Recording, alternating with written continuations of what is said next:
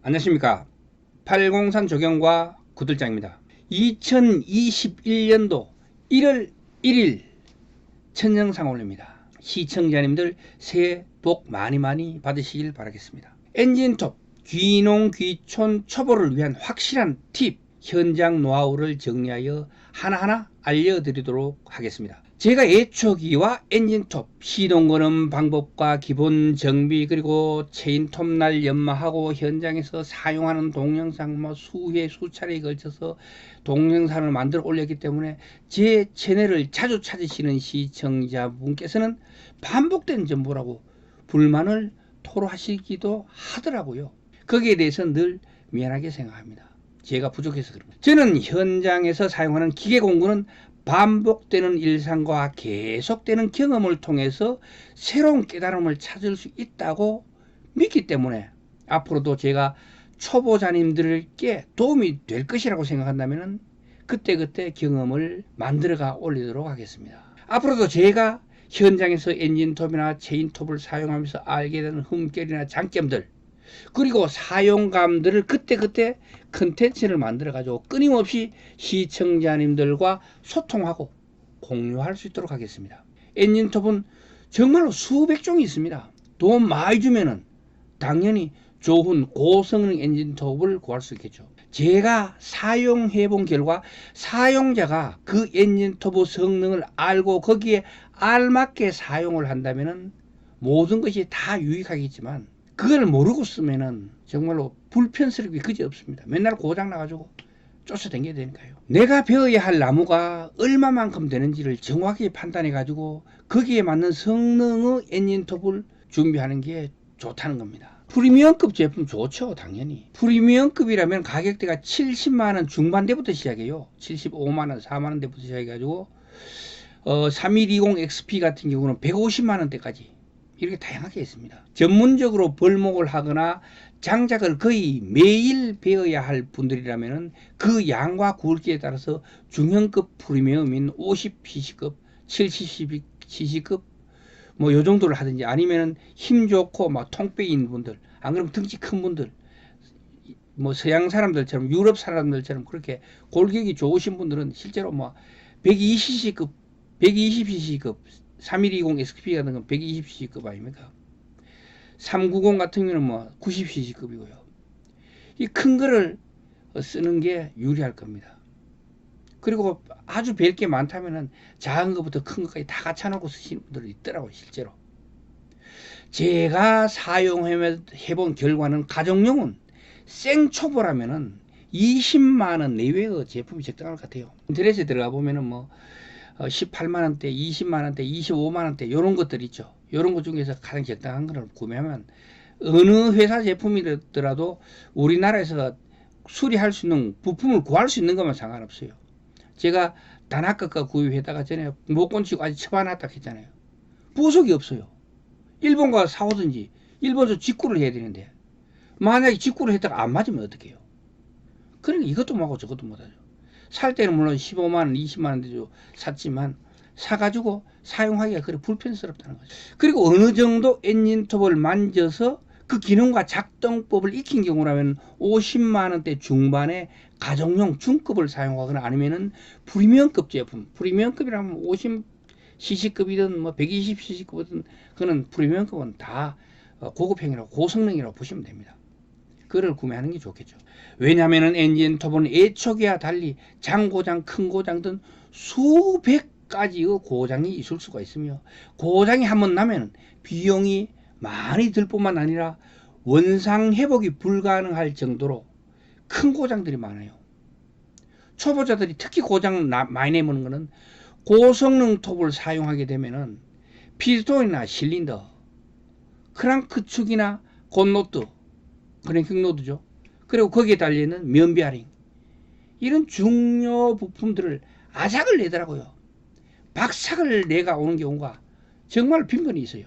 중저가형은 초고속으로 RPM을 세팅을 안 해놨어요. 그러니까 오히려 프리미엄급에 비하여 좀 더 안전할 수 있다고 저는 생각합니다. 등에 메고 작업을 할 수 있는 이 예초기 같은 경우는 적당한 회전수에 맞게 만들어지고 세팅되어 있기 때문에 엔진 RPM을 공회전 상태에서 완전 이빠이 땡겨 갖고 작업을 하더라도 뭐 엔진이 박살나는 경우는 좀 드물어요. 그렇지만 손으로 들고 다니면서 작업을 해야 되는 엔진 터보 경우는 최대한 가벼우면서 강력한 파워를 필요로 하기 때문에 배기량에 비하여 엄청난 출력이 나도록, 엄청난 회전수가 나도록 그렇게 엔진 부품 자체가 만들어지고 세팅 또한 하이로 해놨기 때문에 엔진 터보 성능과 작동법을 모르고 무턱대고 덤벼들게 되면 엔진을 박살내버릴 수 있는 환경에 순식간에 놓여지더라고요. 특히 무부하 또는 저부하 상태에서 악셀레이터를 막 당기게 되면은 그게 순간적으로 가버려요. 순간적으로. 뭐 오래 썼다고 가는 게 아니고요. 5분 10분 만에 작살내더라고요. 물론 뭐 부하가 걸린 상태에서는 악셀레이터 이빨 당겨야만 자기가 가능합니다. 아니면 시동이 꺼져버리니까요. 서버리거든요. 그렇지만 무부하, 저부하에서 문제가 발생할 수 있는 것입니다. 이런 것들은 기술이나 이론으로 배우게 되면 현장에 들어가 엔진톱을 잡았을 때 제대로 대처를 못하는 경우가 많아요. 물론 사람의 성격에 따라서 틀려요. 기계치인 경우가 있고 또는 차분하게 그렇지 않은 분들이 있더라고요. 그래서 저는 기능은 몸으로 익히는 것이다. 늘 이렇게 말씀드리잖아요. 조금만 경험이 있고 눈썰미가 좋은 분이라면 자기가 사용하면서 내는 엔진 소리만 들어도 이것이 작업 상태가 어떻다, 어떤 환경에 놓였다 바로 알아차리시더라고요. 문제는 그렇지 않은 분들한테 문제가 있는 겁니다. 그래서 저는 엔진톱은 남의 손에 잘 안 맡기려고 해요. 톱날을 망가뜨리고 가이드바를 고장 내오는 건 애교 수준입니다. 엔진 회전수를 작업 환경에 맞게 강약을 조절하면서 작업할 줄 안다면 엔진톱이 고성능일수록 더욱더 작업 환경이 더 좋은 쪽으로 놓여지지만 그렇지 못한 작업자라면 차라리 중저가형 20만원 중반대의 제품들이 오히려 더 좋겠다는 거죠. 중저가형 제품들은 초고속 상태로 세팅이 되어 있지 않기 때문에 초보자들이 사용했을 때 고장률이 더 낮아지는 것 같더라고요.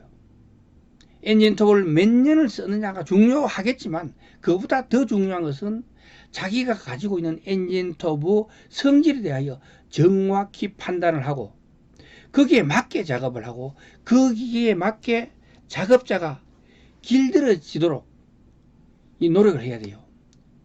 그 기계에 그 작업자가 완전히 길들여진다면 최고의 효율을 낼 수 있는 상태가 되는 것입니다. 그래서 스틸을 쓰던 사람은 다음번에도 대부분 스틸을 구매하고 허스크 바나를 쓰시던 분들은 대부분 허스크 바나를 구매하고 그러면서 자기가 한 선택이 최고라고 자화자찬을 하더라고요. 그만큼 그 기계에 길들여지게 되면 그 기계의 장점에 흠뻑 푹 빠져들게 돼 가지고 그 기계의 매니아가 되어버린다는 거죠. 그만큼 매력적인 제품이 바로 프리미엄급 제품이라는 뜻입니다. 체구가 큰 사람은 대형톱이 효율적이지만은 체구가 작으신 분들, 근본적으로 타고나게 약골로 타고나신 분들은 중형급이 차라리 대형급보다가 더 좋은 효율을 낼 수가 있는 것 같아요. 오늘의 결론은 엔진톱은 사용자가 얼마나 준비가 되어 있느냐에 따라서 고급형을 쓸 것인지 아니면은 중저가형 엔진톱을 사용하는 것이 좋은지 판단의 기준이 되어야 된다는 것입니다.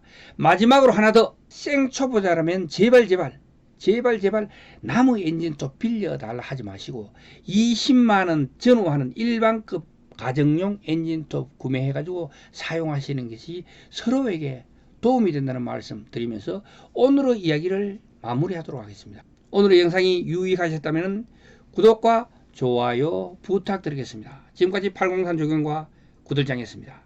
끝까지 시청해 주셔서 대단히 감사합니다.